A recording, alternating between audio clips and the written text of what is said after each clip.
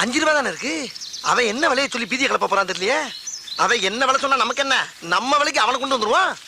தம்பி தம்பி யாரியா தம்பி? பேரம் பேத்திக்கலாம் பேர்காலம் நடந்துகிட்டு இருக்கு. என்னைய போய் தம்பி தொம்பின்னுகிட்டு இரியா இரியா சரளமா வந்துருச்சு. அதுக்கே அறுவாலை தூக்குற. இளநீ விற்கிறவன சூடா இருந்தா வரவி சூட்டு எப்படி சரி பண்ணிக்கி வையார் வலை தம்பி சொல்லல வை. இளநீ என்ன விலை சொல்லு போல. பச்சை இளநீ 10, செவ்வளநீ 20. அப்ப பச்சையில ஒரு இளநீ, சகப்புல ஒரு இளநீ, சாமியில் கொடு. சாம்பிலா?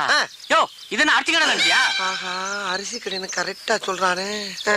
அருவா வச்சிருக்கேன், காசு கொடுத்தே வாங்கிடுவான். இந்த மாதிரியா நான் சுத்தி வளைச்சு பேச விரும்பல. இதுல ஒரு எண்ணெய் அதுல ஒரு எண்ணெய் வாங்கிக்கிறேன். 10 ரூபாய் இல்லையா 2 ரூபாயா போட்டுக்க. 20 ரூபாய் இல்லையா 3 ரூபாயா போட்டுக்க. 5 ரூபாய் கையில வாங்கிக்க. மரியாதையா போயிரு. என்ன நினைச்சுக்கிட்டு இருக்க? யார்கிட்ட பேசுற தெரியுமா நீ? யார்கிட்ட பேசுற தெரியுமாடா? 10 ஏக்கர் நிலத்துல 10 லட்சம் தண்ணியை உற்பத்தி பண்ணி 4 ரூபாய் சப்ளை பண்றவன் பேசிட்டு இருக்கா நீ? என்ன நினைச்சுக்கிட்டு இருக்க? கிணறு தண்ணி வேணான்னு வெளியே இறச்சி விட்டு கிணறு நிறைய இளநீ தண்ணியை புல்லா பண்ணி குடும்பமே சேர்ந்து